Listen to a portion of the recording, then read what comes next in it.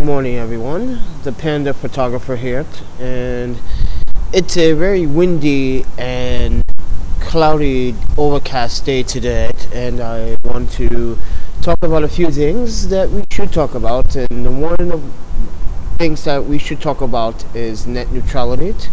But if you are new to this channel, I really appreciate it if you go ahead and subscribe to the channel if you like the content, but you should watch other videos that have uploaded in the past to see if you like the content, so you can subscribe to the content. If you do subscribe, hit the notification button, but also follow me on social medias like Instagram, ThePandaPhotographer, when I'm uploading photos of the past, what I have taken photos of, landscapes, cityscapes, all my travels.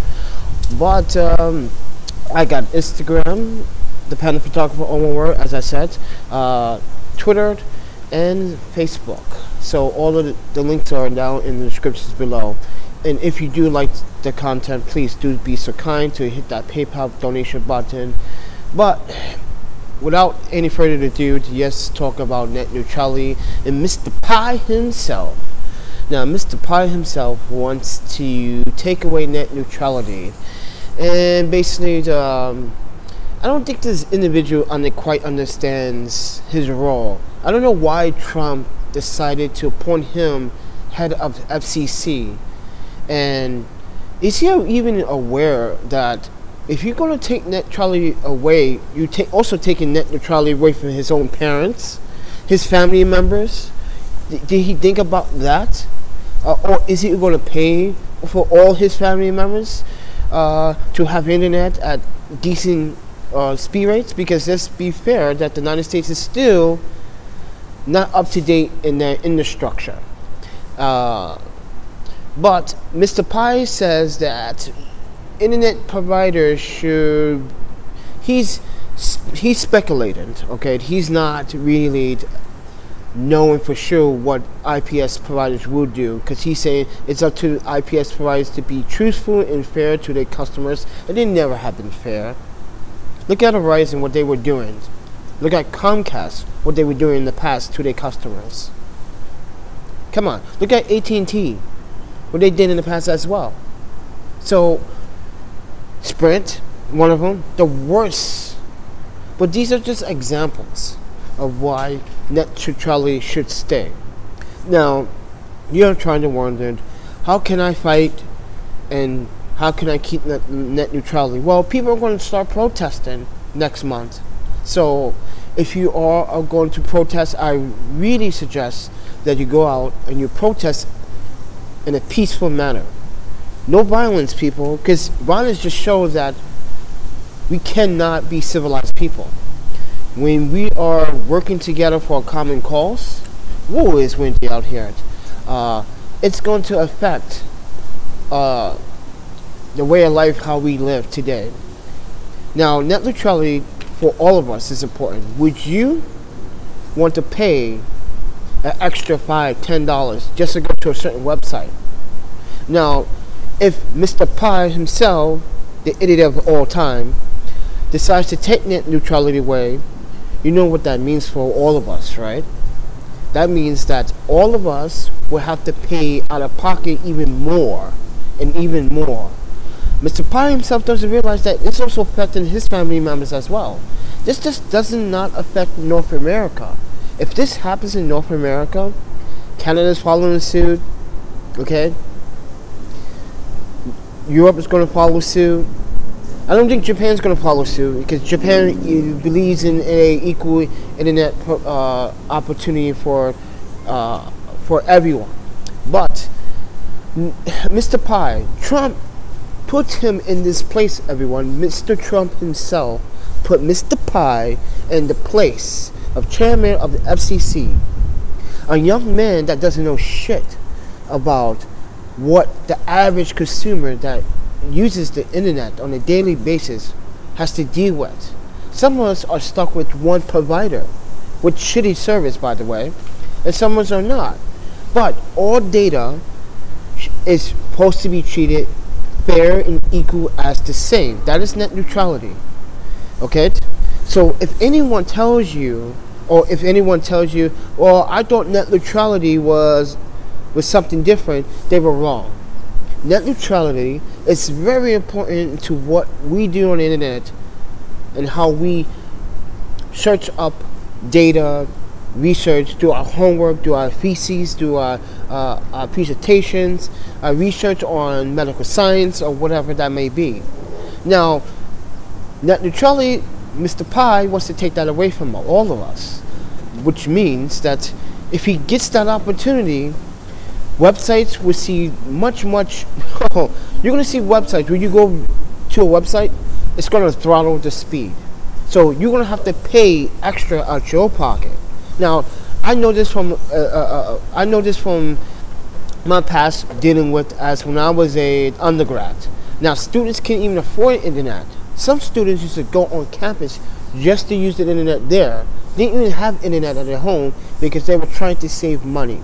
Now, internet has gotten affordable today, which he doesn't realize. The instructors, when it comes down to the numbers and scale, okay, number of people have been buying internet, but some of us, like I said in the beginning of this video, have been stuck with one provider, which kind of sucks, and pay outrageous prices already for terrible speeds.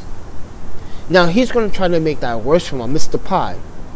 You blame Trump for his actions. His actions were, hey, Mr. Pi, I want you to be the head of FCC. I want you to fuck everyone and piss on everyone, like YouTube has pissing everyone with the golden shower. I want you to do that. Take net neutrality away from us. We can afford it, but the people can't. So let's make them pay for more. Okay, let's make us pay more for it. I feel like that is the statement that what Mr. Trump and Mr. Pi are doing. Now, I'm not sure if Mr. Trump himself even gives a shit, but millions of Americans and millions of North Americans, including Canada, are going to see a ripple effect if Mr. Pi gets his way. But he has to prove why net neutrality should not be implemented and taken away. Now, net neutrality was instated when the Obama administration was in office. Okay, now he wants to undo. Mr. Trump wants to undo everything that Mr. Obama did. So that includes net neutrality, Obamacare, and so forth. Okay, Trump doesn't realize that he's really taking up. He's really punching the citizens of this country in the face. Literally. He's literally taking your freedom of speech and telling you, fuck off. I'm the president. I can do whatever I want. Mr. Trump doesn't know that he just hired a bunch of idiots. In his first few months, Spicer, oh, that's proof. Spicer was one of his idiots, his minions. Okay, so net neutrality is important. So I'd rather you go out and you know, talk to your congressman. Let them know if you can't get a hold of them that day or her. Let them, congresswoman or congressman, know that, listen, I love net neutrality. Net neutrality should stay. Please don't let Mr. Pi take this from us, because as the people, we should be. I'm already paying outrageous prices for outrageous bogus internet speeds for some of you out there. Why should you go out and be subject to such abuse by one man that doesn't care? He probably doesn't care about his own family. Mr. Pi, you don't care about your family? Come on. You really don't care? Your sisters, your brothers, your cousins, they're probably saying, I hate my cousin. I can't believe he wants to take net neutrality away. Oh my God, I wish I was not related to him. I bet you any amount of money his own relatives are saying this about him because he's an idiot. And Mr. Trump, you also an idiot for putting this man in the place where someone, but this is Mr. Trump's plan anyway, to undo everything that Obama administration did. Way to go. Way to ruin the country's financial footing. It's a great approach for your first year in office, Mr. President. Jesus Christ, man. What is wrong with you? Not enough people suffering, trying to pay bills, trying to pay to have internet access so they can have some information. First of all, the internet is very important to us. It's a vital piece of information that we have access to. No matter how you look at it, Pi, Mr. Trump, it is a utility and a tool for us to keep us informed about what is going on in the world today.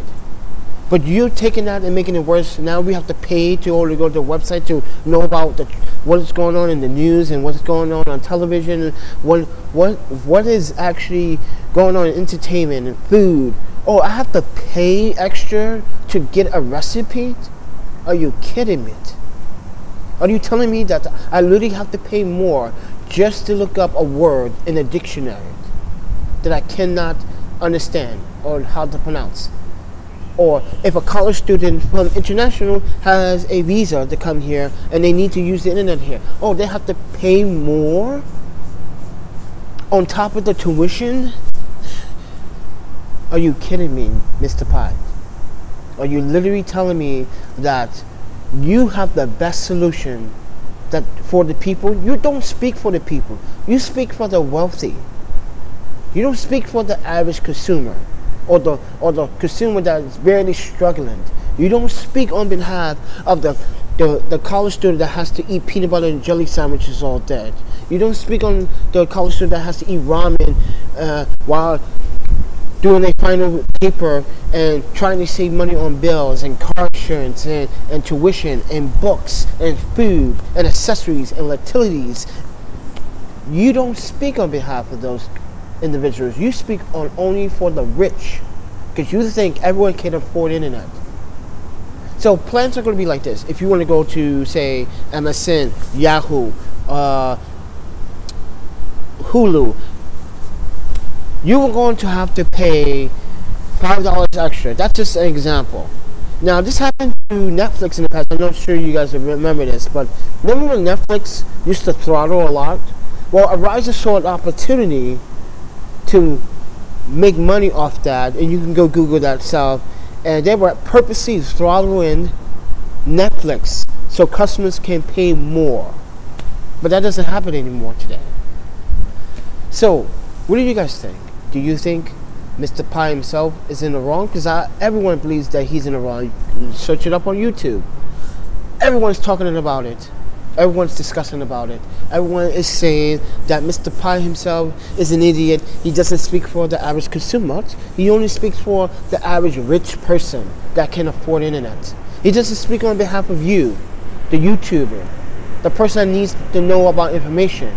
Now that means on YouTube platform, you might not even be able to actually watch your favorite YouTuber, because now you don't have to pay more, because Mr. Pi at the FCC wants to take net neutrality away from you. So therefore, the internet does not stand as an equal opportunity utility anymore. So you're going to have to pay more out of your pocket. Now you're going to have to pay more just to watch a few minutes of your favorite YouTuber talk about the latest Nikon or Canon or Sony products, or if you're a gamer, the latest PC hardware, GPU specs, CPU specs, motherboard specs, RAM specs, SSD specs, what's going on out there. You're going to have to pay extra for all that. Why should you pay when you're already paying so much out your pocket already? Mr. Pi doesn't realize that. Some people, like I said in the beginning of this video, some people are stuck with just one provider, which sucks for them, because they are the ones that are being hit harder the most right now, because they are stuck with one provider that is cheating them out, paying $50. Oh, I think Barclays, I'm saying his wrong now, Barclays is paying like $100-something for a shitty internet right now, and where he lives. And now Mr. Pi wants to make it worse for him, so now he has to come out of his pocket even more. Now you guys are going to have to pay up more. So this is what I want you guys to do. Go fight Mr. Pi by protesting in a peaceful manner. Say, ThePandaPhotographer sent you and says that, Mr. Pi, hey, go eat a bag of dicks. Because you know why? Because you want to take net neutrality away, so now I want you to eat a bag of dicks, because everything you have said about net neutrality is wrong. But like I said, people, he has to prove why net neutrality should not be instated. as I said in the beginning of this video, in the middle of this video, that Trump gave him the position to be chairman of the FCC. This is Trump's doing too. Blame Trump for this. Trump wants to undo everything that the Obama administration has done. He wants to ruin this country's foundations. Because make America great. You know how you make America great again, Mr. Trump? Take it from someone that's been here for 15 years with green card status, visa, going to school here, pay taxes as well. Even though I'm a native from another country, but still, you, Mr. Trump, it's not making America great. You're making it worse. If you want to make America great, keep net neutrality in place. Because everyone needs a fair share of the internet. Everyone wants to have a fair share of it. Because everyone needs internet, because it's a vital tool for our education needs, our research needs, our creatism needs. We need to create content posted on YouTube. That means you will have to pay to upload content onto YouTube. Does that make any sense to you? No, it does not make any sense. Why should I pay more to upload more content? Why should I pay more, Mr. Pie? Anyone can be a fucking chairman of FCC then. Just because this guy has no fucking knowledge. No fucking knowledge. He doesn't speak to us, one-on-one people. He's sitting behind his closed door in his fancy rich house because Trump put him in place that says, hey, let's do everything that Obama did. But I digress because, you know, it's up to you guys to fight back. And then call your congressman, let them know, or your congresswoman, protest on the day this is going to happen. This is very important, people. I don't even know why you guys are not sharing this information and spreading this to your families, your loved ones, your cousins, your sisters, your brothers, your family, your neighbors, your neighbors' neighbors, your neighbors' neighbors' neighbors' neighbors. Come on, people. This is important. This is going to hurt everyone so badly. Trust me. If it does hurt, it happens, you're going to say, shit, that guy, the Panda Photographer, Barnagle's, everyone that's on YouTube has been saying to speak up. We didn't speak up because it's a little too late. But it's not too late. The time is now. The time is now to fight back. Give back what you deserve. And that deserve, net neutrality is what you deserve. I deserve it too. This is why I'm speaking to you about it. I'm not going to sugarcoat this shit. I'm sorry to use the language, but this shit is real.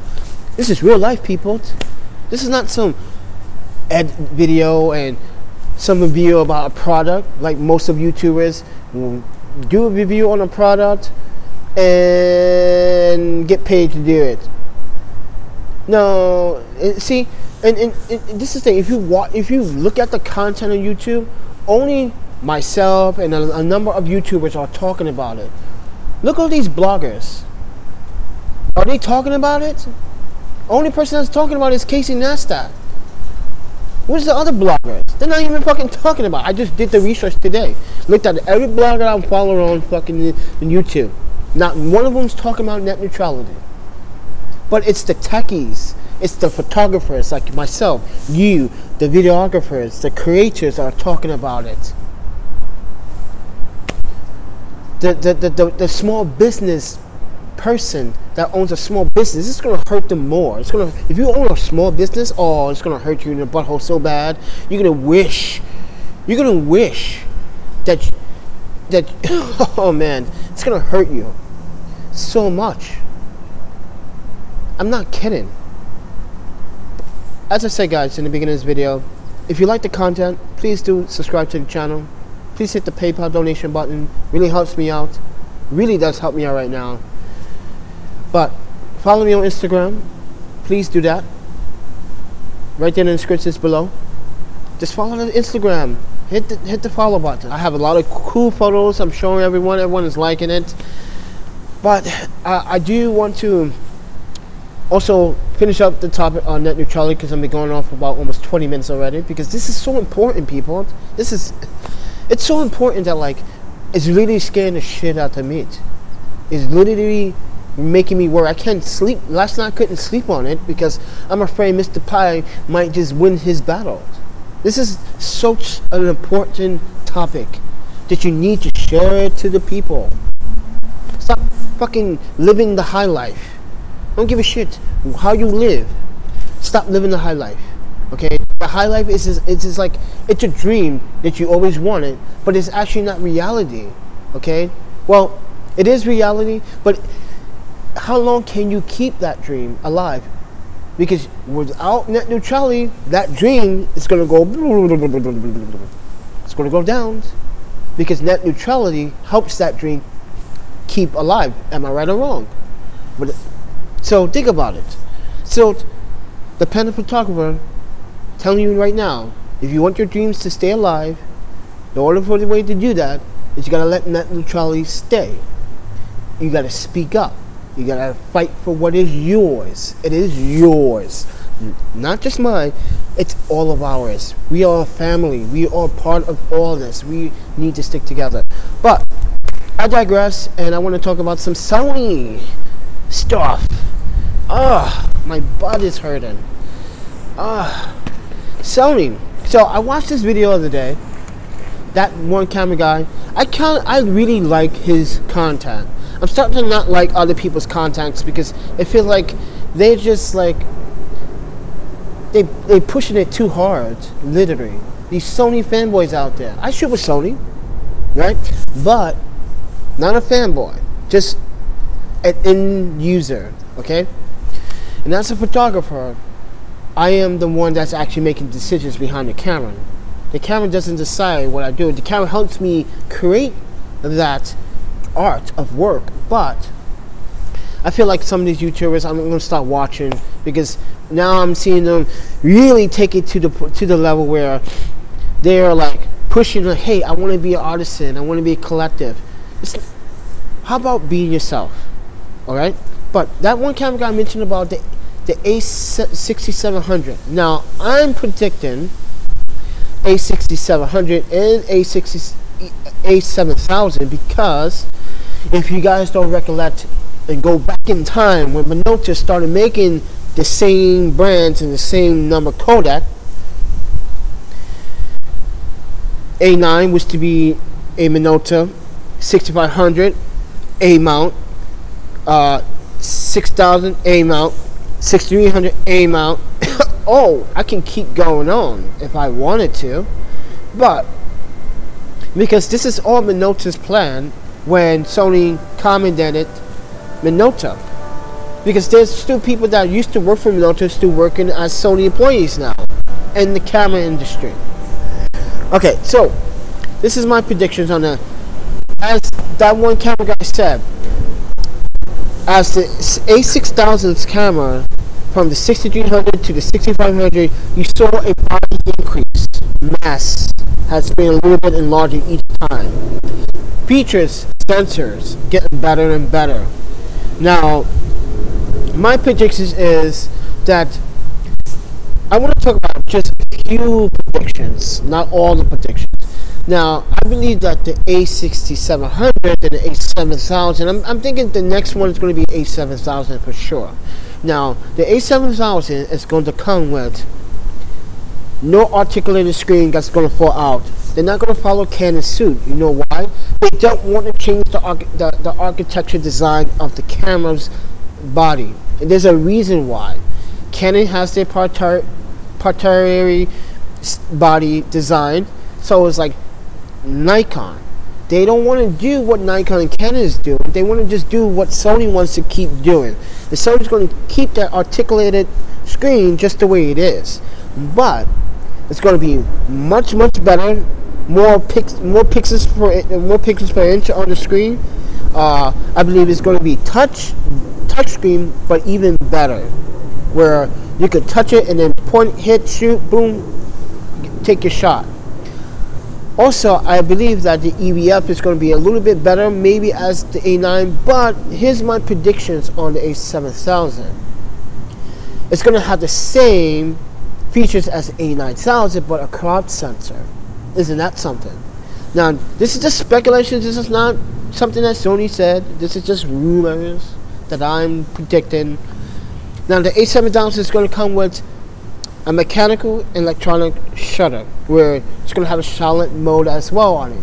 So you can get to shoot at weddings or events, birthday parties in silent mode when that shutter is going to go off. But it's not going to be at 10 fps. It's probably going to be at 10 frames per second or 12 frames per second, because my A7000 Mark II does 12 frames per second and has a good buffer.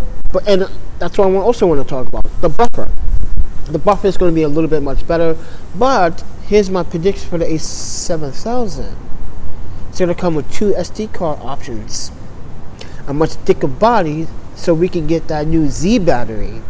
So therefore you can shoot much longer in videographers, because this is going to be in the videographers category, because 6300, 6500, 6700, and 7000 are going to be videographers cameras in the first place, because you're going to be shooting on Super 35, so crop sensor Super 35 anyway, so you're going to be shooting in that format, so it's better off, and you're going to get better sensor performance. I believe, if you don't notice, that every camera, every few years, or every 2 to 3 years, camera sensors have getting better at dynamic range. I predict 1 stop better than the predecessor of the 6500. ISO performance is going to get a little bit better also in the 67 or 7000 category, because the 7000 is 6700 and the 7000 category cameras is going to have a high ISO, even though it's a crop sensor. But as you've been aware, if anyone has used a crop sensor, and any camera, doesn't matter if you're Sony, Canon, Fuji, it has gotten much better from its predecessors from like 4 years ago. Look at the time frame, how crop sensors have gotten better over time with Sony. It's gotten much better, much more better low light capabilities. By the way, dynamic range is getting a lot more better, details getting better, colors getting better with Sony. Have anyone realized, from if you were using A mount before there was A7, everyone was still using A99, A77. Then the A77 came out. Then the A7 came out. A7R came out. Have anyone noticed that the color science for Sony has gotten much improved? So I'm predicting that it's going to come with a better EVF, better buffer. It's going to use a Z battery, by the way. It's going to be a much thicker body. Not only that, it's going to have better ISO performance, and it's going to increase dynamic range by 1 stop. Every few years, camera sensors getting better by dynamic range, so you should expect dynamic range to be better on a crop sensor this time. And I feel like crop sensor gives you more of that depth of field look than a full frame. Because if you put a 90mm micro lens on a crop sensor, you get the 135 equivalent. You see that compression in the background. It's such like, it's bokeh-licious, by the way. Trust me, it's very bokeh-licious. You can see that, like, you can get a little bit more separation, and some people prefer that and some people don't prefer it. Some people want some really good balance between the separation from talent to background, or from the foreground. Some people don't like it. Some people want more separation. I digress on that, but as I said, now the SD card slot features, it's not going to have the latest what the A9 has to offer, but it's going to give us maybe two options of UHS-2 card slot option. So you can shoot one in RAW, one in JPEG if you want. I digress on that, because we already know that we saw the Thornton Northup and Jared Poland's argument. I feel like Tony won on that one, because Jared, it's just a joke sometimes, and he doesn't take the shit very seriously. And he made a few comments stating that, oh, and I quote him, "Oh, your basic cameras that you can buy for cheap can shoot up to 25 frames per second." No, some of them only consider like up to 8. So, and RAW. So, I don't know what he smoked. But anyways, what else I think I was going to have with the A6700 and the A7000? Well, I'm predicting A7000. I'm thinking they're going to skip 6700 and go to 7000 for a reason. They want to keep that Minolta traditional lineup, as Minolta cameras are being rebranded in the E-mount system, which they are, I feel like the A7000 is going to be a more promising camera, because A7000 is going to be the camera where that one stop of diamond range is going to make a big difference. And you guys might not think that diamond range, one stop of diamond range does make a big difference. Think about it. You're going to compare one photo that you're shooting with your A6300, and then when you get to 7000, you're going to be like, okay, there is a stop at the diamond range. Order to test this. Get one of those black film papers with the gradients where it comes from white to gray to black, and just put it to a light and take a picture of it, and that's how you test diamond range. But maybe I should do a video about that. But if you guys just tuned into the video, please do hit the PayPal donation button. Please, it really helps me. Subscribe to the channel. Please follow me on Instagram, 646 Studios Photography. All the links are down below in the descriptions. But let's talk about Sony's movement. Now, Sony says they are going to make more A mounts, but I think what they are going to do is they're going to make one more A mount and then discontinue the A mount series. As a A-mount user and I'm a Minolta, the analog shooter, I feel like this is Sony's approach to make us happy for the next 3 years, and then once they bring out that last A-mount camera, that they're gonna call it quits. But then again, I could be wrong, because every camera manufacturer has 2 mounts to everything. Even Canon does. Okay. Even Nikon does. Even Pentax does. So, would A-mount still be around? I believe the A7700 Mark III will be the next camera, the next innovation. And it's going to come with a translucent, just like the A99. It's not going to be a mirrorless sensor. But it's going to have better ISO performance, better diamond range, better features, better video features. But since it's going to be translucent, it's still going to record on automatic autofocus. It's going to hit that 3.2 f-stop. Why does Sony do that? And this is the thing, I really hate Sony for doing this to the A99 Mark II. Why did you do that? Oh my god, the E-mount doesn't have a problem with that, but the A-mount does, because it's a translucent. They do it to the translucent for a reason, because Sony stated that the A-mount is for the photographer in mind, and the E-mount is for the videographer and the photographer in mind. So,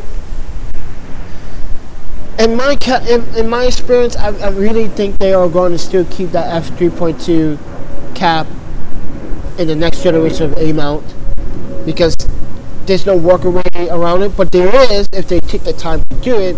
But they feel like, no, they're not going to waste any time. Just make the sensor better, ISO performance, diamond range. Just make some new glass for the A-mount, if they come out with some new glass. Because they came up with the new glass. They did come out with the, what is it, like a year and a half ago. They came up with the 70-200 G2, right? And Trail Junkie, if you don't know who that photographer is, he's a sports and wildlife photographer out in Portland. He does a lot of photos of athletes. He tested a Minolta 80-200 f2.8 versus the Sony 70-200 G2 for the A-mount, and guess what? The Minolta mechanical was much faster in focusing, much sharper in details than the Sony Generation 2 70-200 for the A-mount. Even if it was on crop sensor or full frame, didn't matter. He tested out on the A99 Mark II with what's his name from the other YouTube channel. It'll pop up in mine. But they did this test where he was running towards him, and the Minolta 80-200 focused much sharper, had less missed shots, and much more detail. So, what does that tell you? I believe there's going to be a new 35 coming out pretty soon, a new 50 for A mount, maybe. This is just rumors, guys. So and a new 85 for A mount. Now don't get me wrong, Minolta glasses are still sharp pieces of glass, and you can find them on eBay. You can buy them brand new. There are Zeiss A mount lenses for A mount. There's tons of them still on the market today, and they are much sharper than what you think you have expected. So for you E mount users that don't like A mount, that you think you know everything about Sony, if you never shot with an A mount or with a Minolta, then you got your facts wrong.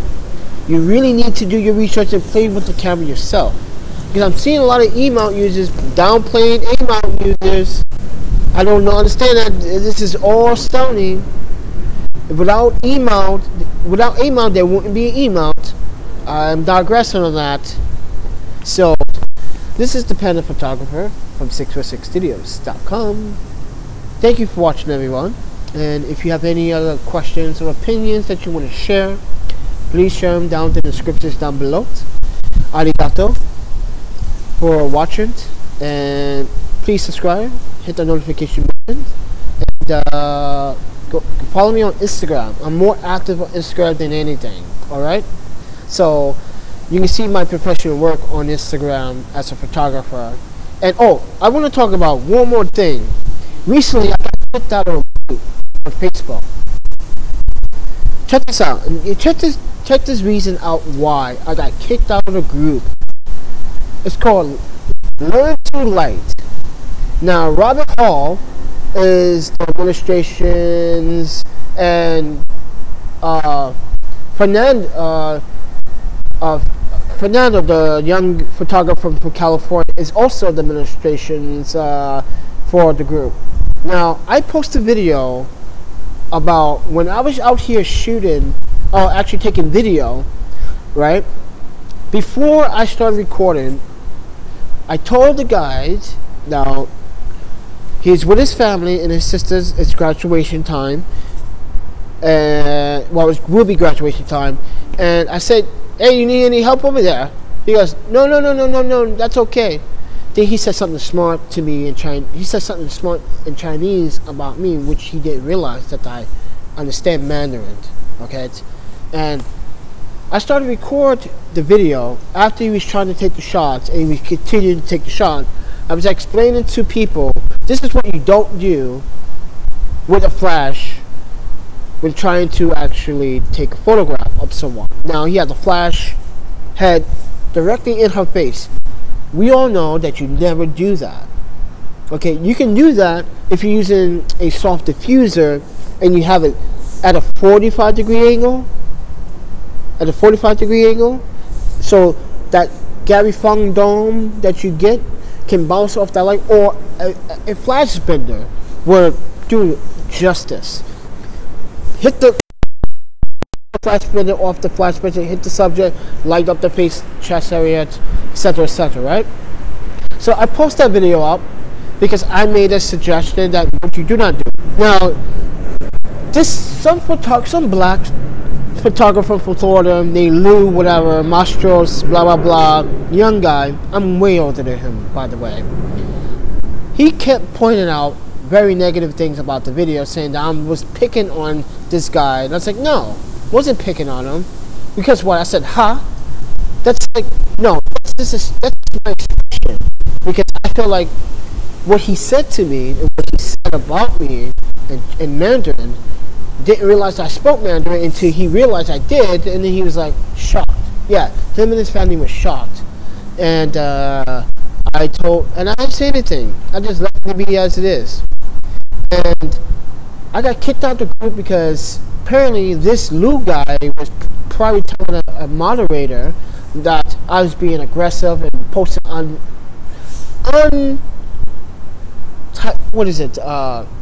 uncategorized titles or whatever. But I got a bunch of feedback from the group, from other users, saying that, yo, that Lou guy is pretty much a dick, man. You didn't You didn't admit. That's why I got kicked out the group for no apparent reason. No one explained to me why I got kicked out of the group. I got a contact from Robert Hall stating that he doesn't do the membership, but you are the administration. You have authority to find out what happened. Now, I told them what happened. I have screenshots of what happened.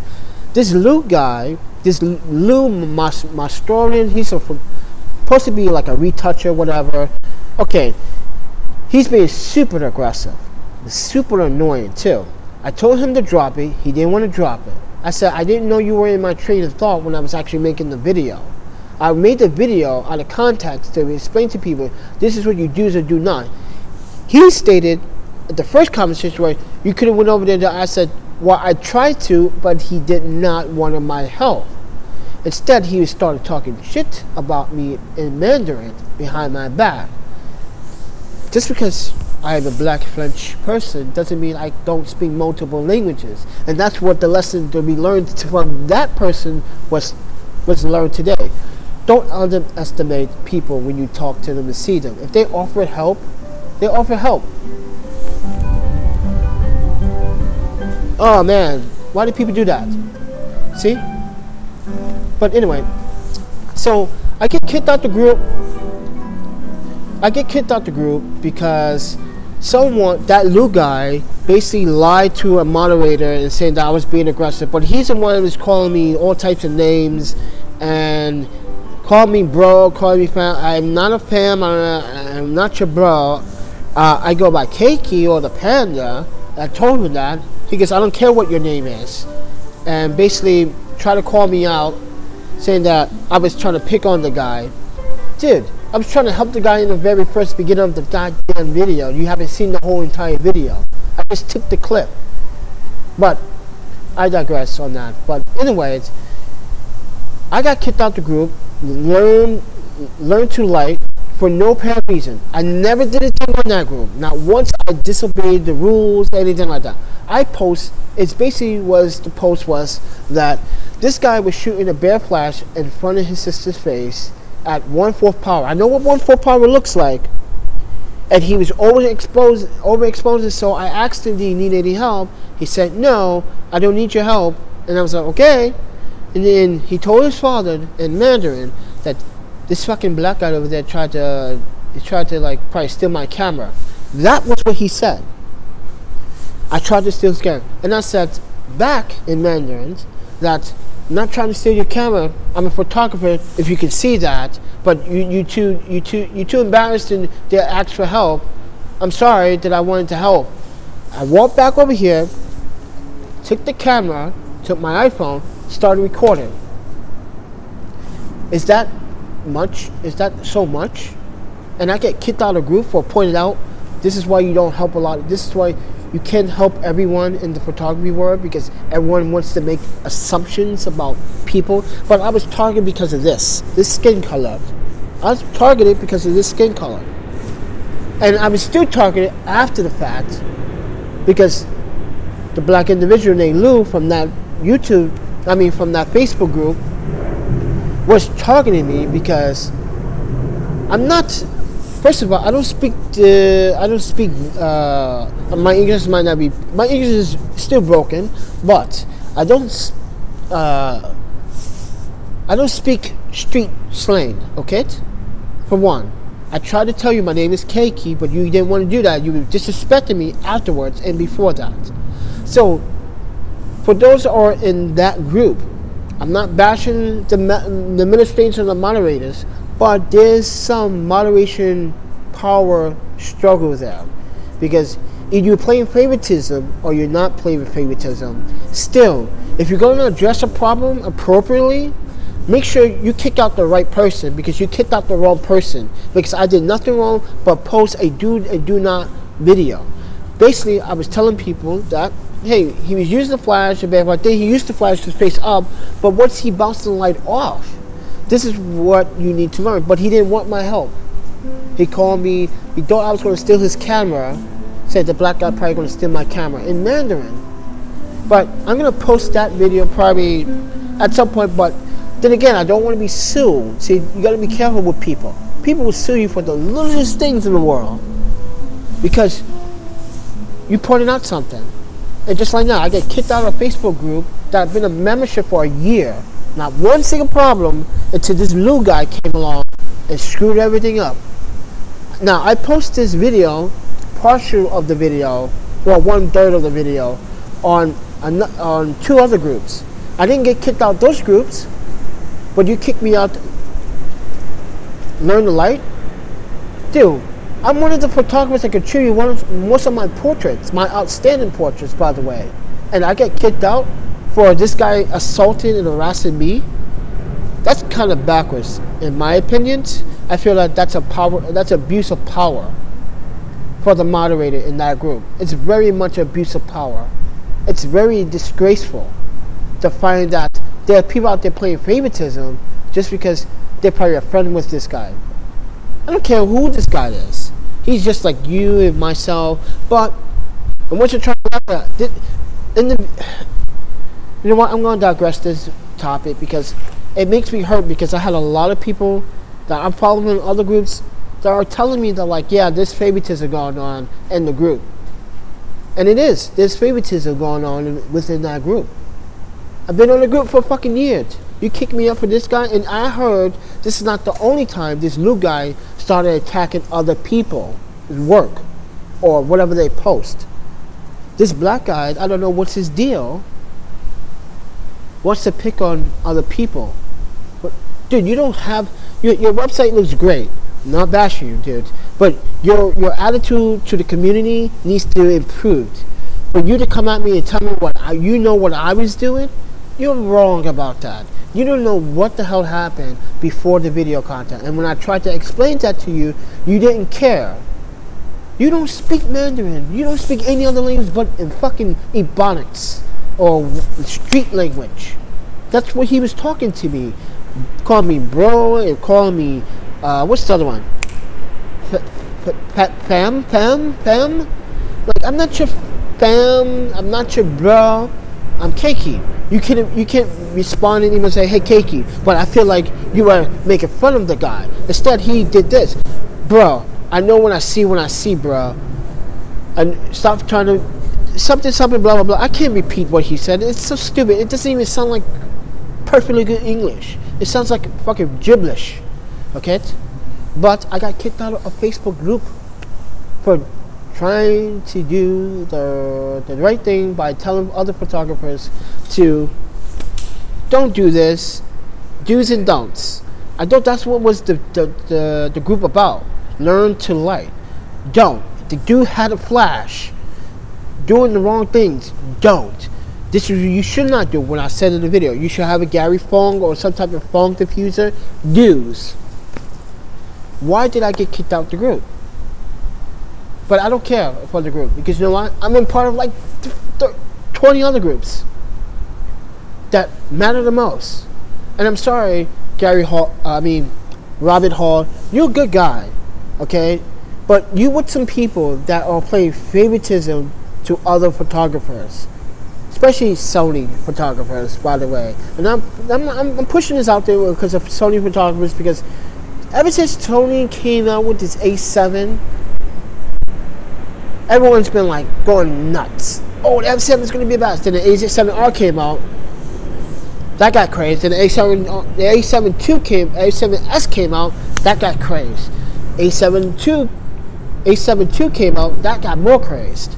And then everyone wanted to jump ship to Sony from Canon. Everyone that recently just started shooting with Sony within the last 2 years came from either Nikon or Canon. Even Jason Renier came from Nikon. Even myself, well, technically no, because I've been shooting analog, if you guys don't know what analog is, film, with Minolta cameras since day one. I started using Nikon film F3, F4s, then I used the Canons, AE1, then I started using Canons digital, didn't like the Canons digital. I had the 60 Mark I at one point and then got rid of it because to me, it was a good full-frame sensor, but I feel like Nikon, I just like the Nikon's color saturations. They saturate their reds a little better, and the Canon had saturated the greens that I didn't like at the time. And at the time, that was like the 90s and early 2000s. Okay, I started shooting with Minolta when I was 12 years old. That's like 92, 93. So like, but as I was saying, so it's not like I jumped ship. I just, technically, I'm still shooting Minolta because all this Sony shit is actually Minolta. Really, it's really Minolta rebranded with newer technology, better technology, and this is what I'm going to talk about too. This is why a lot of people that are on the EVF that now love the EVF were scared of the EVF. Everyone that's talking about crazy about the EVF now on the Sony cameras that used to talk shit about the EVF, talking about it's laggy, it's just jittery, it's good, but it's not as good as an optical viewfinder. But now everybody is talking about how good the EVF is. Dude, did you know Sony EVF came out in 2003 with the Sony DSC-R1? That was like the first EVF camera with like the first crop sensor camera with high ISO up to 1600. That camera was the shit, but it was way ahead of its time. It was too expensive for one, and it was way ahead of its time. People didn't know what to think of EVF in 2003, in 2004, and in 2005. Okay, no one had no idea, like, how to take EVF on. Everyone was still using optical viewfinder. Even I was using optical viewfinder. But now everyone is talking about the EVF is so great. Oh man, this Sony EVF is great. But you used to be a Canon shooter. You just started shooting Sony. What makes you have more credibility than the other photographer that's been shooting Sonys for the longest? You might be good at some topics, but I feel like now everyone is just like, and you can trust me, you can see the trend. Just go back when Digital Rev had Kai and Lok and Alambi onto digital TV. Go back to the old Digital Rev TV episodes, and you can see from there the trend. Not only that, they were the only few people that were actually making videos of the Sony cameras anyway. So, and many people wanted to pick up the A7 and A7R at the time, but when they did pick up the A7 and A7R, they saw the big dramatic difference in dynamic range. And I'm sorry, but I'm still in love with the A7R. That camera was, even though the camera had a really noisy shutter noise, it was really the best camera at its time. In 2014, by the way, 2014, 2013, it was the camera that set it off.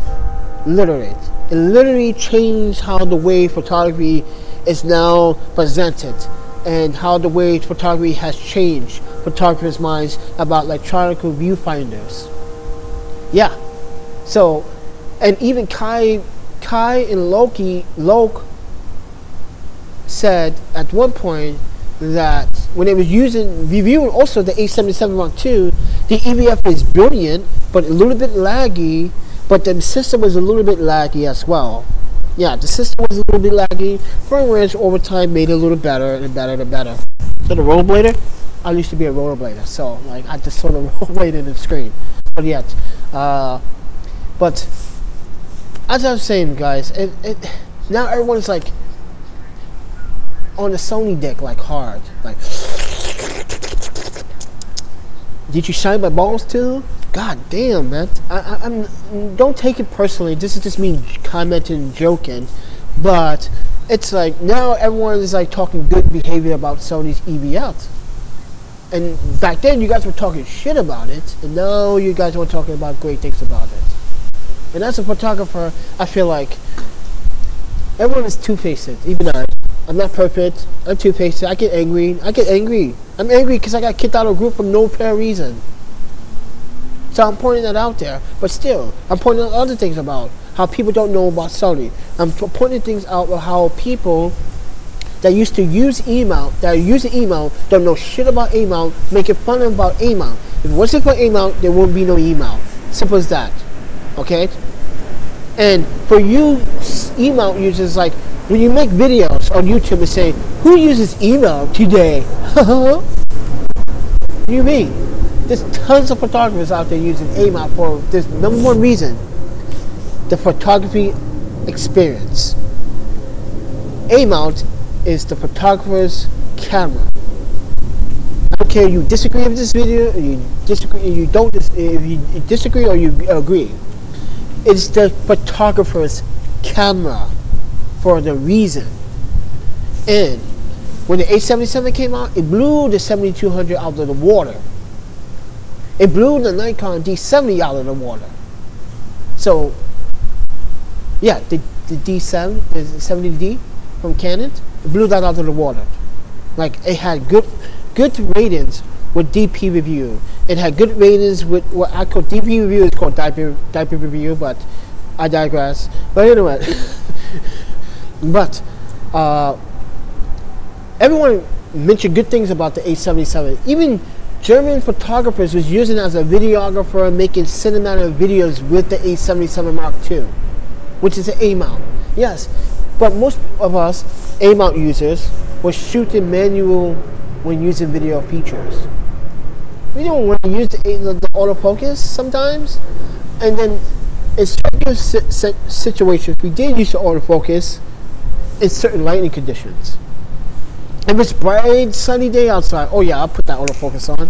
It's bright as hell. Let me put an ND filter on that, and then let me increase the aperture a little to f4. How about that? F4 ISO. Let's put ISO 200. Shutter speed 1/50 of a second. If you want to get that cinematic look, you want it at 1/50 of a second. If you want 60 frames per second smooth, 1/60 of a second, you want that smooth look for your YouTube content, that's fine. But if you want cinematic looks, that 1/50 of a second, ISO 200, ISO 100, it depends on the lighting conditions, whatever you want. But like I said, I have fun times as a photographer and videographer, and as self-taught, I've been teaching myself how to do this stuff. Someone's teaching me how to do this stuff. I went to school for something else and didn't actually continue on that career path because technically I can't, because what happened back in Osaka, and my crazy ass tried to hurt someone else. Let's be honest, people. I tried to beat the man that took my little girl away, put me into the coma, had stitches across my face. This head damage, lost something, smell, can't smell. I can still taste at some occasions, but some foods I just can't taste, like spinach. I used to taste spinach, now I can't taste it. It tastes, to me, when I eat spinach, it just tastes stale. I used to love spinach when I was a kid, just the taste of it. And now it's like, I eat it like snacks.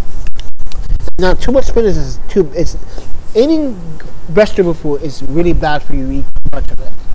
So, keep that, and I'm pescatarian. So, I try not to eat sushi all the time, but in this situation, can't afford sushi right now. This is why January 2nd, when I get back to Osaka, it's going to be a different story. Sushi all day, sake all night. Woo! I can't wait. But here's the problem with me going back to Osaka. My parents still don't want to talk to me. I'm a disowned child, even though they're not my real parents. They're my adopted parents. I have a trust fund. They took it away from me. I haven't relied on it for years. I've been relying on my own specialty, which is my brain. I wanted to prove my parents, but my parents are mad at me. And let me inform you guys why my parents are really also upset at me. Not just because of the school thing, not because I switched majors and I got married to Yuki. And Yuki made me go to Madison, Wisconsin, when she got a job there. And my parents were worried how people would find out that Yuki and I were married, and it showed. And they told her it was an internal conflict, that they didn't want her to work at UW anymore. So they want to renew her assistant visiting professor's contract. So she went to another university. We separated, but before we got married, we did the smartest thing. We got a prenup. Because we knew all these things would happen. We knew people would make judgments, and it's the wrong judgment. We got married before we went to the university. Who the hell is the university to decide you shouldn't be dating a student? I'm not a student, I'm her husband. And I'm not in the same classes that she's teaching. That's what I avoided. We were smart about it. Prenup, but the reason why we got a prenup, our parents didn't get along at all. Our parents was to fight. It was like Godzilla versus Mothra.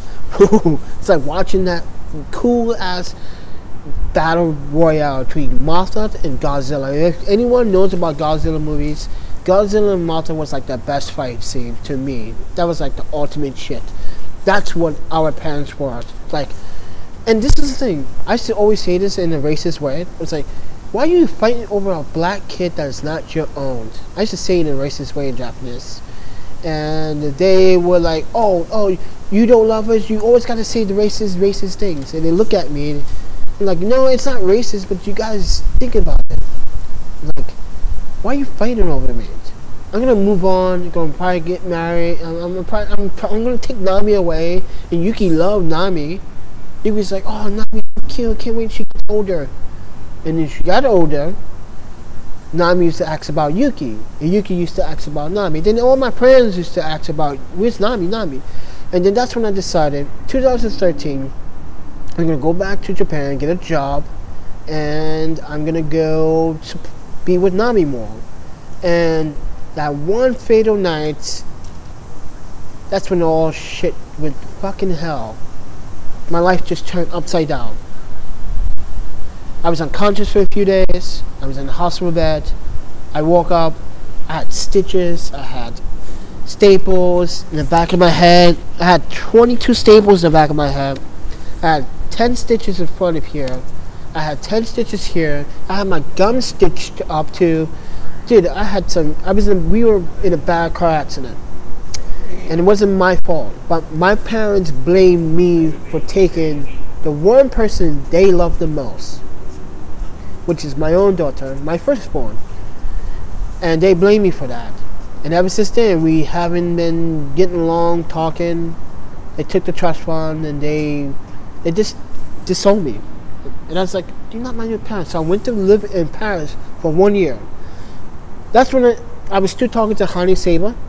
If you know him, he's the Sony artisan, Sony collective from Australia that shoots for Samyang and does a lot of weddings. And me and him was talking. Then I was going through a struggle time in Paris, looking for clients. And I had this one photographer that tried to airboat me, where he told Paris people, the Paris residents, like I was a fake photographer. I wasn't a photographer. I'm stealing his work, blah blah. And I wasn't really stealing his work. He was just trying to bash boat me and stuff like that. I don't know why he did it in the first place. I'd never met him. That's the whole thing. I never met the guy. And he just didn't like me for some apparent reason. We don't want you natives that really haven't been living in. Oh well, technically, he's right, but still, like, come on. I have a right to be here as much as you have a right to be here. And then that's when I decided to go back to Madison, and then I decided to travel around a little bit more, and then that's when I decided to move to New York, and then that's when everything also went down the hill. You guys already know that story, the loft and my camera gears and all my cameras, all the hard work I have accomplished, all the gear, all the lenses for my A7000, all that was stolen in because I went to fucking San Diego to go see that Jap. To go see my friend. She's also okay. So you're gonna notice I am French and I'm a Zambian.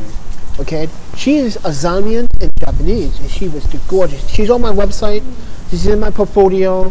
I did a little bit of like nude photos for her, and I can use it black and white concepts or core, and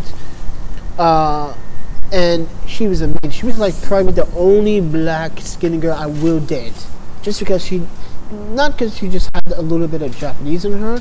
This is like, it's rare. It's not rare that I see another Zambian, so I can get to understand my roots. It's the fact that it's like she came on to me because I was absolutely in a Japanese restaurant in San Diego one day with my friend. This is before I met my other friend from Brazil named Jessica, and I was in the Japanese restaurant, and she was my waiter, and I was like, I asked Mariko, which is one of the chefs, I said, "Nihon desu ka?" in Japanese. He goes, "Hi," and he's like, "What?" I was like, "What? She is fine." Woo! Yeah, she was fine. First time I ever said that about a black-skinned woman ever. She's fine. Just go to my website, 646studios.com.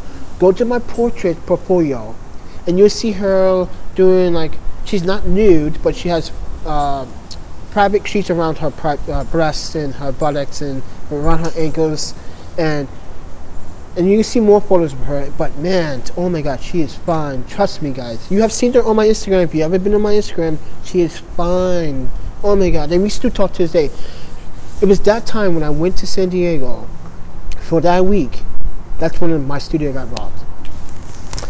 But this is another thing too. My parents said these things would happen to me because I disobeyed them. And I'm kind of understanding why my parents,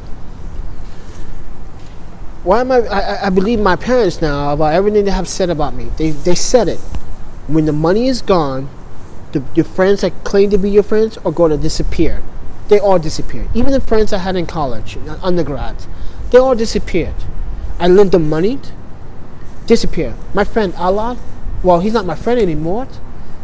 He's my Saudi friend. Went to Saudi to see him, went traveling, came back to the States to see him, hang out with him. He lived with me, and I lived with him for a little bit just to hang out with him. I loaned him $5,000 so he can go to school. Okay?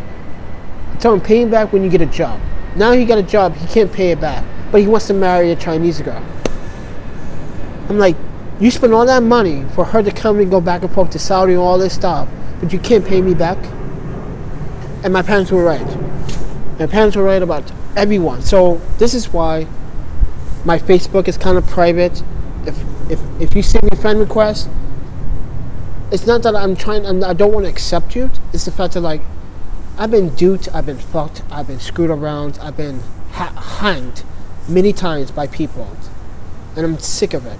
It's drew me to a point where when I lost my daughter, when I woke up from my consciousness, and I said, "Where's Nami? Where's Nami?" They wouldn't tell me Nami.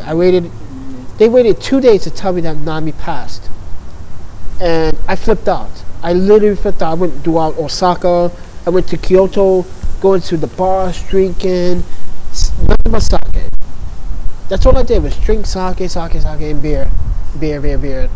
And that's all I did. I went to alcohol. I had an alcohol problem at the point, but I didn't go to AA. What I did was, instead, I fixed myself. I didn't go to no specialist.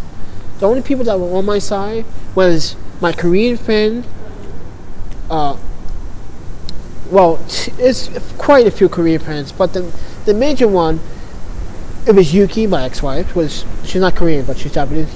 Then it was Juri. Juri was my roommate at UW. She was going for something else, but she was my roommate. She was on my side. And who else? Mia, Kamiko, Tai, Kanta, Yakunyusa. All these are my Japanese friends, Korean friends. On my side when my daughter passed away, they looked for me. Did you know they looked for me for 6 months in Japan, trying to figure out where I would be, because they're afraid that I was going to kill myself. And I wasn't trying to kill myself. I was just going out drinking. And then that's when I realized, when I went to a bar, they said, "Oh, my card's not good." My parents literally stopped the card. Literally.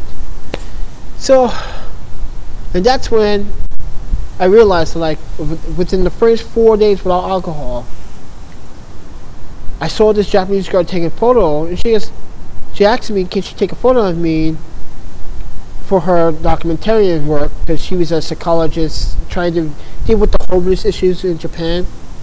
And I said, yeah, sure. And when she had that Canon AE1 in her hand, it was like, it took me back. And that's when I woke up and it was like, I should get back into videography and photography. And that's when I snapped right back into videography really quickly. I told my parents I'm going to America, I'm going to travel, I'm going to go, I need to find my own way. I'm going to go to South America, I'm going to go here, I'm going to go there. I went to a lot of places. I was actually stuck in India for a little bit, but I don't want to talk about that experience because I didn't want to drink the water there. It was terrible. That water looked suspicious, dirty, seriously. So, yeah, I didn't want to really reenact with anyone, really. I just wanted to find my bearing where I belong in the photography spectrum. So I went to LA. I hated LA, by the way. That's when I brought the first A7R, and that got stolen from the hostel. And then I decided to stick with the A7000 for a while. Then I brought a bunch of A1 lenses for it. Then I brought the A7R again. Then the A7R2. I just went apeshit. Buy a bunch of gear, and then that's when I started noticing that my clientele was getting built up in New York City, Madison, Portland. That's what people wanted me to like. I paid you to work. Come pay me. I would stay at the International Hostel in Portland. That's my favorite places. Those are my favorite. Okay, the High International Hostel is my place, my go-to place where I love to stay. It's good for internationals. I can talk to people of all types of, all cultures, all over. I met people from Switzerland, Poland, Germany, France. We all talked about stuff. We went out together. We went out to drink. We had sushi. We had food. Oh man, it was such a good time. Oh my God, it's always a good time. And those are the best moments of my life, learning and getting. I even took photos for the Madison Hostel, and they want to know when I'm going to come back because dude, I cook breakfast for everyone in the mornings. It was like every weekend I would like go to the farmers market early in the morning, grab some food, cook everyone breakfast, pancakes. Everyone like, oh my God, is this free? I'm like, okay, of course. Enjoy. Have breakfast before you leave. If they were leaving, have breakfast before you go. They were like happy. There was a Korean couple there. They were just like really happy for the fact that like I even like cooked them breakfast. I didn't even know they were even there.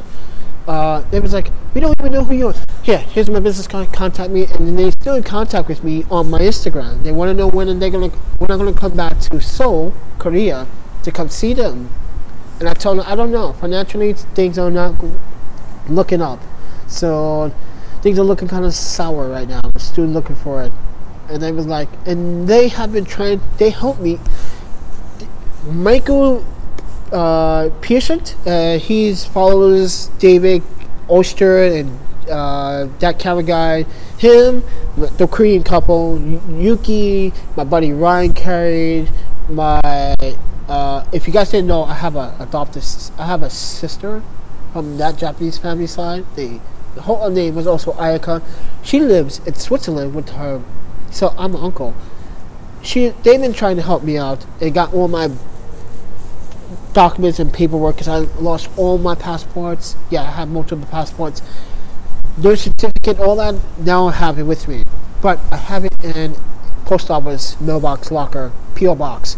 So all that stuff is safe there. So therefore, only thing I have is just one of the passports. So if I never use that passport, I'm afraid I might use that stuff again, and that shit costs a lot of money. That literally cost me like over $2,500 just to get. It's literally expensive just to get. So, and yeah, there are still people out there that want to know where my situation. Are you going to stay in the States, or are you going to go back to Osaka? Because they know that if I ever go back to Osaka, I'm not going to get business out there as a photographer. I'm going to have to get a real job. And let's be honest, Japanese people work twice as much harder as North Americans. Now I'm trying to put you guys down, but we work like 12 or 14 hours a day for little money, literally. People are struggling in Tokyo or Osaka or Kote or Kobe or Yokohama or Chiba. Everyone is struggling because it might not seem like Japan is like the beautiful rich city country. That may be true or false, but everyone doesn't really want to spend money, so they try to live cheap and find the best deals. And like I said, eating out there is cheap in some places, but there's a time sometimes people don't only eat one time a day, like I do. I have to spend $4 a day. Well, not $4 a day, $4 every other 2 days. So I ate Friday night. So I ate Friday night. So it's Sunday. So I'm not sure if I'm going to eat tonight and see how many donations I get. Donations has been really, really slow. So if I get donations tonight, oh shit, I have to pay credit card fee. Today's the 26th. Oh great. So they already probably take the money that I have in my account. I had like $10, like $5, I think. I had the $5, what is it, $5.95? Because I have a PayPal business card thingy. I think it's like $5.95. I had that on the side because that's what PayPal takes to use their business card thingy, PayPal. So that's probably gone. That's gone. So, you know, and I try not to overdraft my account so many times, but PayPal doesn't care. As long as you pay the money back, it's just fine. But I don't recommend doing that to any business, any credit card overdrafting, because that can hurt your credit score too. So, lucky for me, this is just like a PayPal donation thingy, business card thingy, but it probably does hurt my credit report too. So, and that's probably why my credit score is probably now 613. Huh? I need to check on that. But you know, if you guys would ask me, is Japan really good to live? It's not for everyone. Trust me. It's very expensive, and not only that, if you're a foreigner, if you don't have any backing and anyone to vouch for you in Japan, getting a place to rent can be hard as fuck. Especially if you're not in a program or you're working with a company.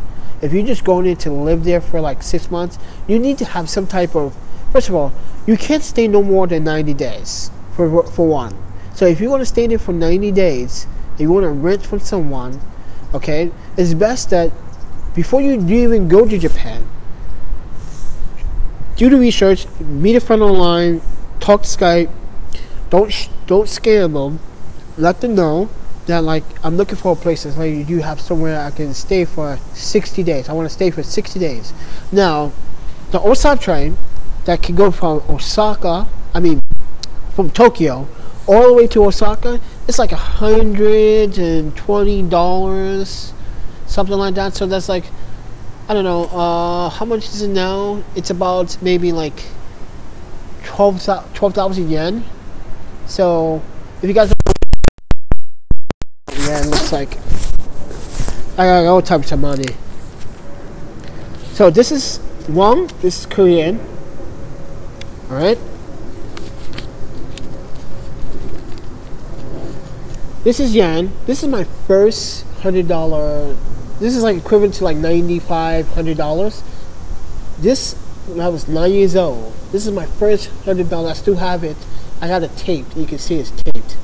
This is my first. It got washed in the washing machine. I got really pissed off, and I take as much as it back all together. But man, this is my first. So it's supposed to be my good luck charm. So in China, it's called RMB. This is what that is. RMB. This is 100.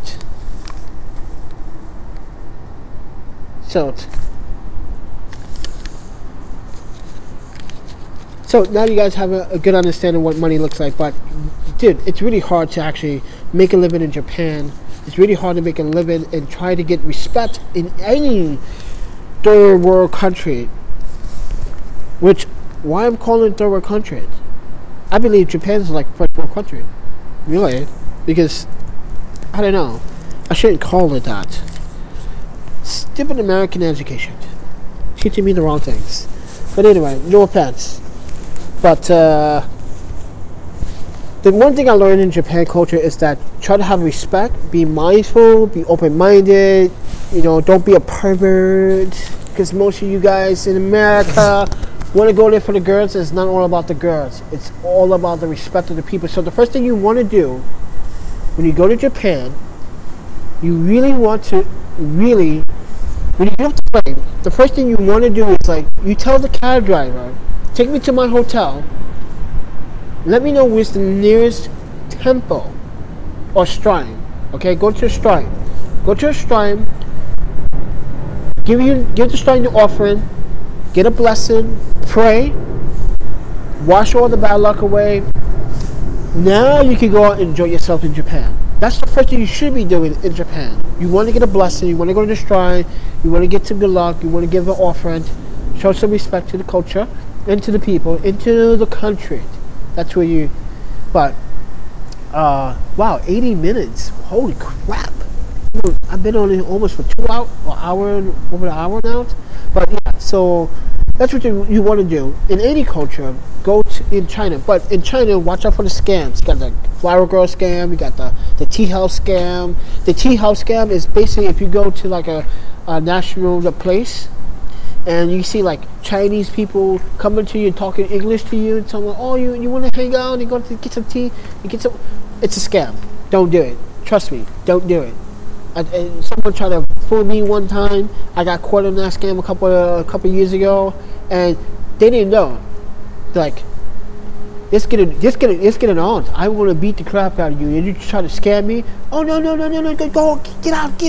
Yeah, basically I got kicked out of the scam's little fortress.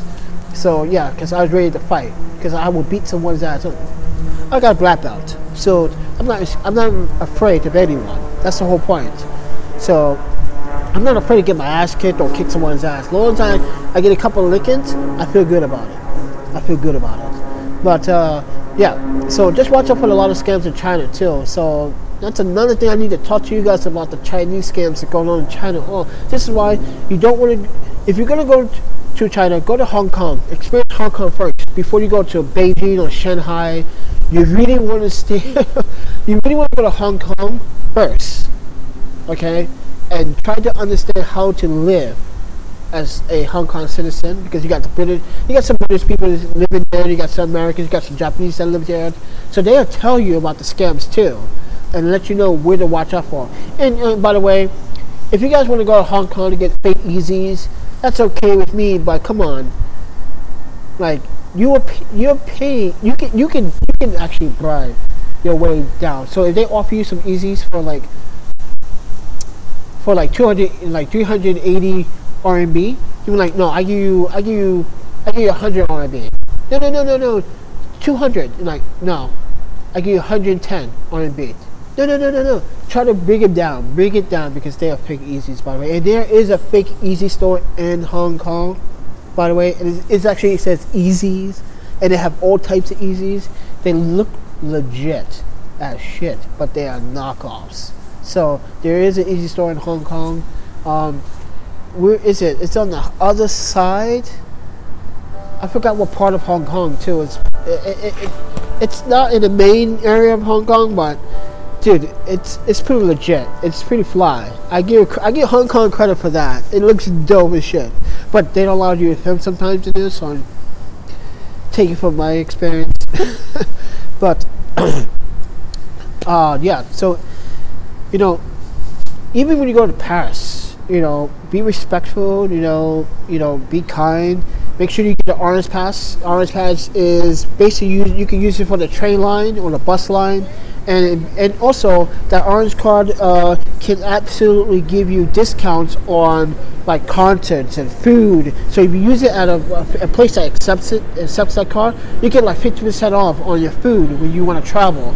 So that's a good thing about Paris, is that they have that rail system, that coupon system for tourists, so and residents as well. Discounts on a lot of stuff as well. So also look for that in Japan too, as much as you can. Try to look for the best deals as much. And the street food in Japan is pretty healthy as well. So if you ever go to like outside of Tokyo, like I have, you can do that. And go out there and get great deals, great food, experience. Oh my God, these Danish girls are hot.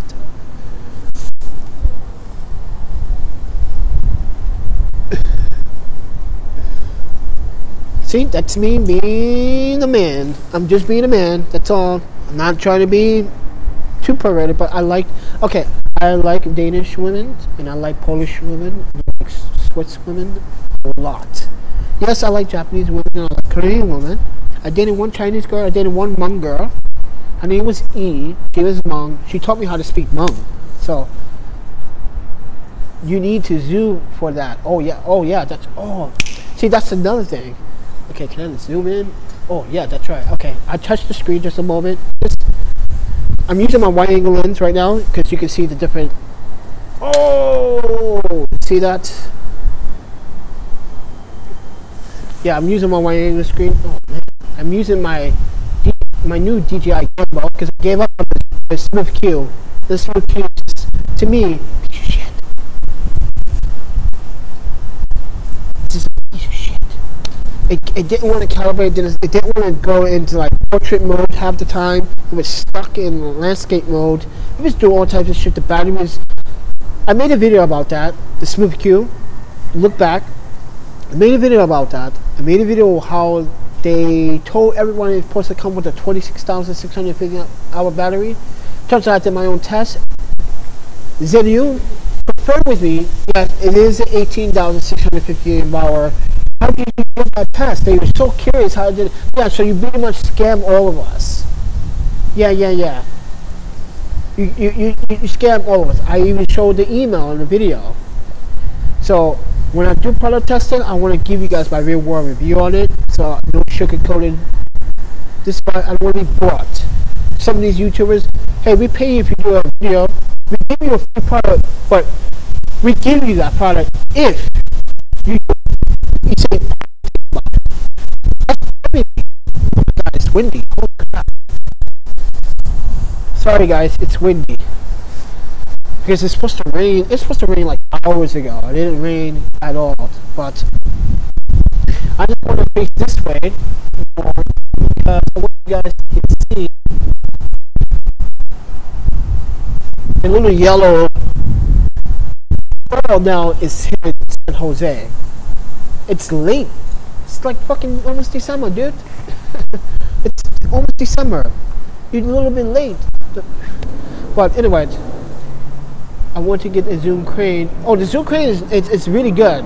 The guy that trained me for my Smooth Q for his, he didn't like this Osmos, DJI Osmos. I don't know why. He said, I train you. I was like, you want to train with this piece of shit? He goes, give me a receipt. He's sending my Smooth Q back for a new one, so therefore he can get the new one. I get to keep the DJI Osmos. And like, I'm loving it. It's such a bad gimbal. But this crane 2, dude, if you're gonna get the Zigcool's crane 2, get the crane 2 because it does have better features than the crane 1. From my experience and what I researched is that it's so much better than the version 1. So if you have version 1 has so many problems. But I did stress that if you use the play, the play up, it won't be battery. So be aware of that. So make sure you get enough battery and make sure this thing is charged. See, this thing is lasted. It's telling me that I have still a full 5 bars. Wow. I'm probably even 90% of this thing right now because I'm using it on a gimbal right now. So yeah, and I'm using my wide angle lens on it, so I don't have an issue with it. So I'm really happy with the results. But if you guys like the video, please hit the PayPal donation link down in the video below to support the channel and support what I do. And please follow me on Instagram. Instagram link is down below too. Please do that. So post all my professional photos on that. So I don't like to post them on Facebook a lot. I only post certain things on Facebook because people steal people's other work. I caught 3 people doing my work already. They put them on my watermark out my photos, but they don't realize that I'm using digitally. It's called Digimark. So basically, it's a visible watermark. No matter where the photo goes or who shares it, it tells you where it's shared, video or websites it's shared, because it has that visible integrated digital watermark on it. So, and yeah, it's helpful. It's useful. I recommend it. So if you guys really are interested in that, please do that. And there's other ways you could absolutely protect your work. Now, some people want to do 2000. What is it? How to upload it high res, but in low res. It's not low res or high res. It's like medium format res. So basically, it's like You get the quality. It's what is it? 26 by 24. What is it? 2064. Well, if you want to protect your work and post it online on Facebook, now some people do it by 2064 by 72 inches. I do it two ways. 1000 long edge, 1000 on Lightroom and on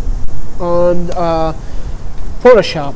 1000 by 72, 1000 long edge by 72 inches. So therefore, if someone was to print your photo out, it comes out pixelated.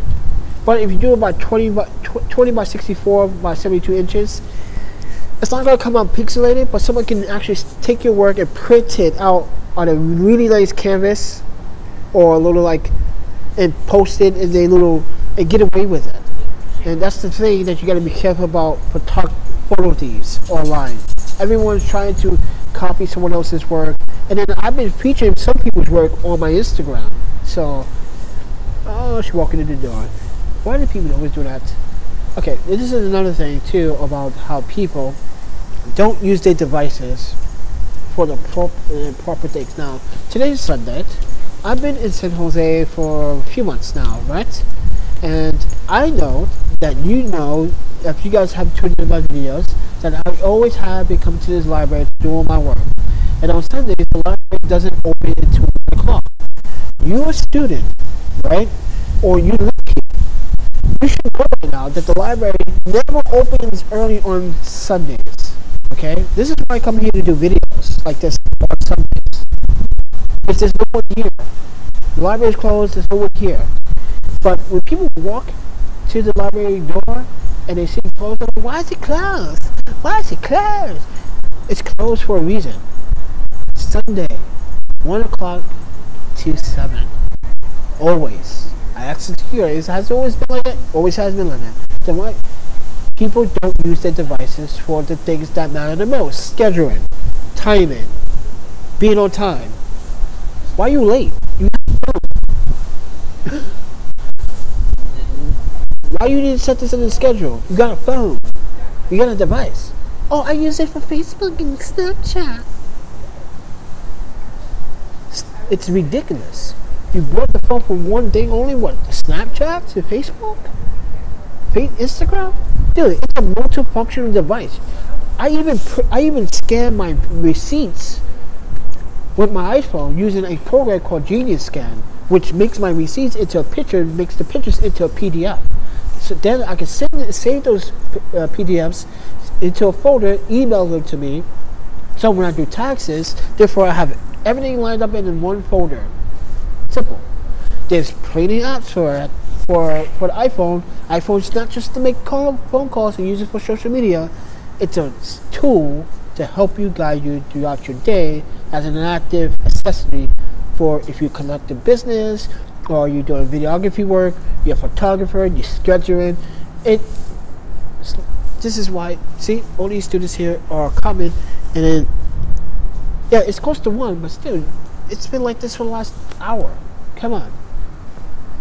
Look up the time schedule. What time is the library open? It's the library open. Common sense. Before you leave your house. Common sense. Is the library open? Let's see. Oh, it doesn't open until 1 o'clock today. Okay, I got time. I got time to masturbate or watch porn or play video games or I got time to masturbate some more or hit my roommate with the balloon, with a water balloon, play some jokes, make some YouTube content, watch some more porn. Who knows what you did? I'm just making funny right now. But it's realized that some people do actually watch porn on too much. But as I said, guys, thank you for watching. I don't want to make this too long, but I appreciate you guys. I know it's really long. I just want to make some funny content, but make some really hard points about net neutrality, Sony's upcoming 67 or 7000 camera, in my experience dealing with my life and my friends, my real friends, and you guys are my family. You guys that subscribe and support and watch my content all the time, you guys are part of my family, so you guys are more important than all these other assholes out here. So these assholes can like, wait, they come first, you guys come first, you come second, I don't even know you. but my audience comes first. What do you want? That's how I treat. It's not that I'm trying to be rude. People have been doing that recently to me, coming up to me and I say as if they know me. Hey bro, you got 50 cents? What are you gonna use the 50 cents for? I'm hungry. Dude, that's bullshit. I just fed some homeless people this morning. Literally. I was with a group, a Chinese Buddhist temple group today. We are feeding homeless people. That's bullshit. They told me the whole schedule. They said there's tons of places around here that they can go eat. And I said, what about pescatarian people like myself? They're like, wow, that's really hard. There's not many more places that feed vegan or pescatarian people, which is bullshit. Someone just made a comment. I can't read the comment. God damn it. Wait. What did you say? You just said something. I missed it. Oh my God, why is this thing? He said something. Is it possible to make a donation to the direct? Yes. Yeah, you can. Yeah, you can. So when you go to the PayPal donation link in my description, right? You have an option to use credit card or debit card, or your PayPal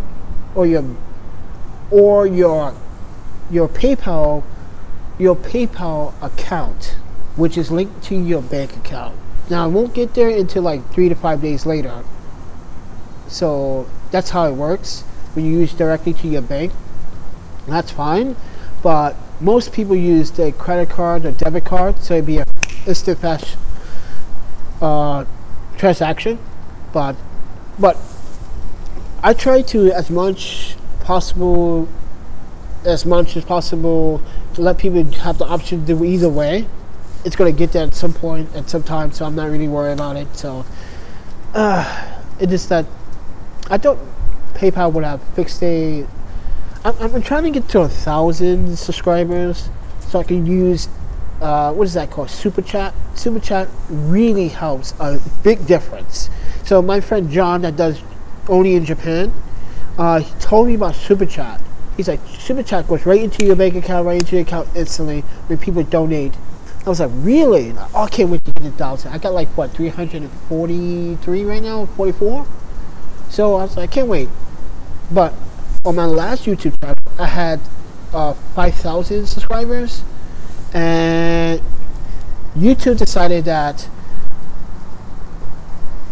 what did they do? Oh, yeah. Google decided that at the time when I was doing all my documentary work and my research work on psychology, education, and mental health work, and I did a documentary on the homeless in Japan and the Hiroshima problem, they said that my website was getting nothing but invalid clicks, so they discontinued my account. I won't be part of Assets anymore, and I was like, really?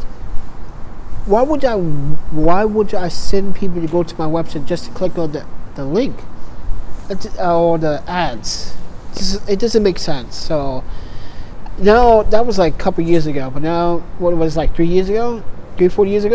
Now it's different. Google has gotten better, but still Google doesn't have support, because now on this channel I made $200 for all of my videos, right? And I put up my bank account, but my bank account goes through, they send me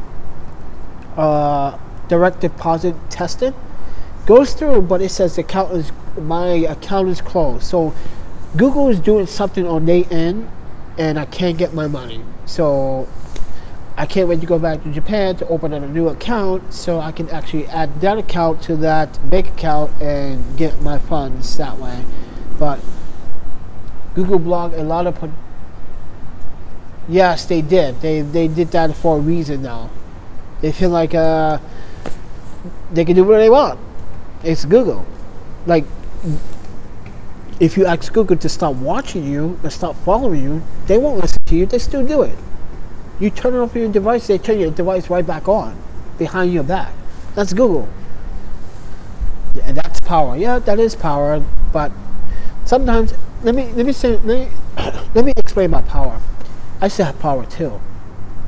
Did you know my parents? Okay, so my father Eto-san, he works for the government. He works for ExxonMobil of Japan and BP, and he is a biochemistry engineer, and he's head of his class. And my mother owns a lot of Japanese restaurants and dessert places.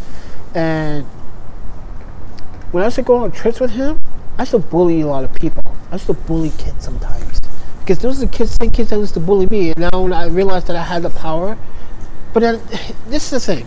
When I realized I had like rich power, and I'm going to say rich power for a reason. There's a reason why I'm saying rich power. I used to think I was the shit. I used to think like I can help people with my money. I can do with that kind of power. And I used to always think like I can make a difference. And then when I tried to make a difference in Portland, and Seattle, and Osaka, and Kobe, and back in Paris, I got arrested in Paris for feeding homeless people because I thought I had power. But when I got arrested, I immediately got unarrested when they found out like, oh, your parents, you have diplomatic immunity. Okay, blah, blah, blah.